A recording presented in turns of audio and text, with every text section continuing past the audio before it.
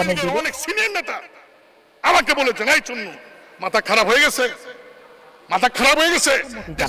এরপরে বিরোধী দল ও সরকারি দলীয় এমপিদের মধ্যে ধস্তাধস্তি শুরু হয়। পার্লামেন্টের ভেতরেই মারামারিতে জড়িয়েছেন দলীয় এমপিরা। সামাজিক যোগাযোগ মাধ্যমে ভাইরাল হওয়া দেশ ও দেশের বাইরে থেকে যারা এই মুহূর্তে আমার ভিডিওটি ওপেন করেছেন সবাইকে অসংখ্য অসংখ্য ধন্যবাদ। দর্শক, প্রথমেই আপনারা শিরোনাম দেখেছেন যে সংসদে বিরোধী পার্টির সঙ্গে গ্যাঞ্জাম শুরু হয়েছে এবং তুমুল ঠেলাঠেলি গুতাগুতি শুরু হয়েছে। এখানে যদিও বা বিএনপি নেই, আছে জাতীয় পার্টি।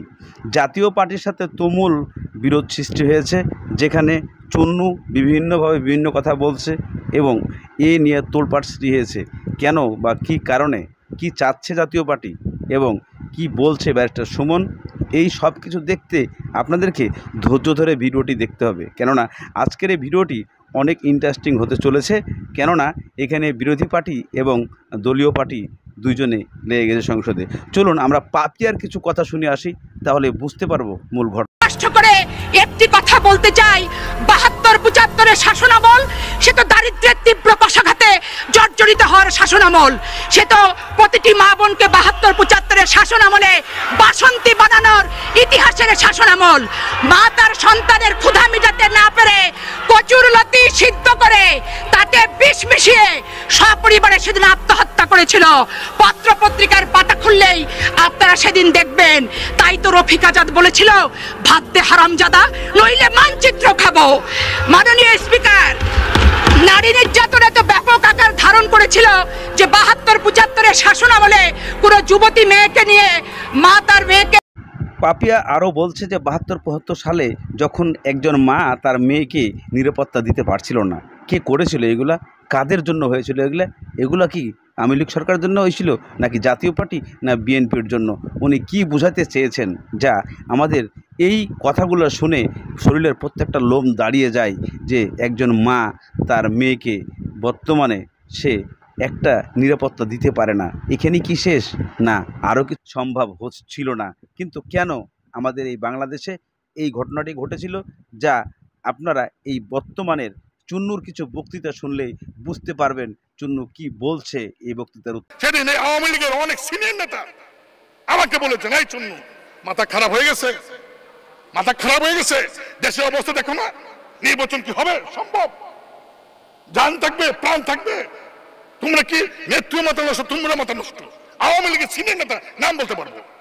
আমরা কি আওয়ামী লীগকে ক্ষমতা আসার জন্য ৩-৪বার সমর্থন দিয়ে সাহায্য করি নাই? তাহলে এত কথা বলেন কেন? কি সুযোগ সুবিধা আমরা নিলাম? জিএমকে কি সুযোগ সুবিধা নিল? আমরা সেদিন নির্বাচনে এসেছিলাম এবং সেদিন মাননীয় প্রধানমন্ত্রী সাক্ষী। আমরা এদিকে চুন্নু বলতে চাচ্ছে যে আমরা আওয়ামী লীগের সাথে দোয়াল বেঁধে এবং আমরা ৩বারের প্রধানমন্ত্রী হওয়ায় আমরা কাজ করেছি, আমরা কাজ করি নাই, তাহলে আজকে আমরা কেন খারাপ হয়ে গেছি আপনাদের কাছে, এই প্রশ্ন করেছেন স্পিকারের কাছে।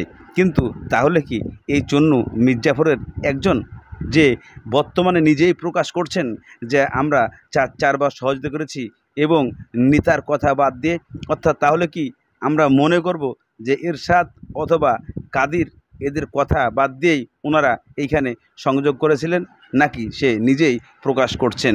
আসলে মূল দ্বন্দ্বটা কি নিয়ে শুরু হয়েছিল, এই দ্বন্দ্বর সব তথ্য জানতে গেলে আমাদেরকে চলে যেতে হবে ব্যারিস্টার সুমনের কাছে, সেই ফাটাকেস্টোর কাছে, তাহলে আমরা বুঝতে পারবো। চলুন আমরা ব্যারিস্টার সুমনের কাছে চলে যাই, তাহলে বুঝতে। আমরা কিছু কিছু মানুষের ব্যাপারে এখন ওয়েট করতেছি যে এদেরকে তো এইভাবে সরানো যাচ্ছে না। আল্লাহ যদি কোনোভাবে এদেরকে ধরেন এই প্রক্রিয়ায় যদি পৃথিবী থেকে এরা বিদায় নেয়, তাহলে হয়তো আমাদের উপর থেকে একটু পাথরের ওজন যেটা, এটা হয়তো কমবে। আর না, এটা আপাতত কোনো পথ দেখতেছি। যে কোনোভাবে নিজেদের দুর্নীতি ঢাকার জন্য ওদেরকে প্রেশার দিলেই এরা বলে যে আমরা আওয়ামী লীগের লোক বা আমরা জননেত্রী শেখ হাসিনার লোক, এইসব বলে আমরা যারা তাদের অপকর্মের কথা বলতে চাই আমাদেরকে আটকানোর একটা সিস্টেম এদের।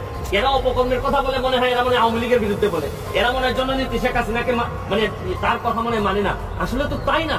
বঙ্গবন্ধুর আদর্শের জায়গাটা কোথায় ছিল যে দুর্নীতির বিরুদ্ধে যুদ্ধ করেন, দেশটারে সামনের দিকে নিয়ে যান? বঙ্গবন্ধু তো বলে নাই যে আপনি নিয়ে এই বাড়াবাড়ি করেছে এবং সংসদে গ্যাঞ্জাম সৃষ্টি করেছে, তারই প্রতি উত্তর দিয়ে ফেলেছে যে বর্তমানে শেখ মুজিবুর রহমান কি বঙ্গবন্ধু বলেন নাই যে আসেন আওয়ামী লীগ করেন, দিনের বেলা নৌকা আর রাতের বেলা নাঙ্গল, এমন কিছুই বলে নাই।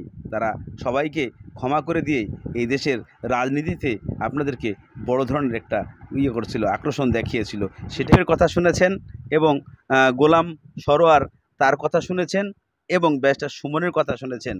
আসলে মূলত কার কথায় কতটুকু যুক্তি আছে এবং কেন এই সমস্ত তর্ক যুক্তিগুলো সংসদে স্পিকারের সামনে হচ্ছে, আপনারা অবশ্যই কমেন্টের মাধ্যমে জানবেন। আর ভিডিওটা যদি আপনাদের ভালো লেগে থাকে এবং এই কমেন্টগুলো অবশ্যই আপনারা করবেন এবং লাইক শেয়ার দিতে থাকবেন যে আসলে ব্যারিস্টার সুমনের কথায় যুক্তি আছে নাকি পাপিয়ার কথায় যুক্তি আছে নাকি মূলত যে গোলাম আছে গোলাম সরোয়ারের কথা, তা অবশ্যই জানাবেন। ধন্যবাদ।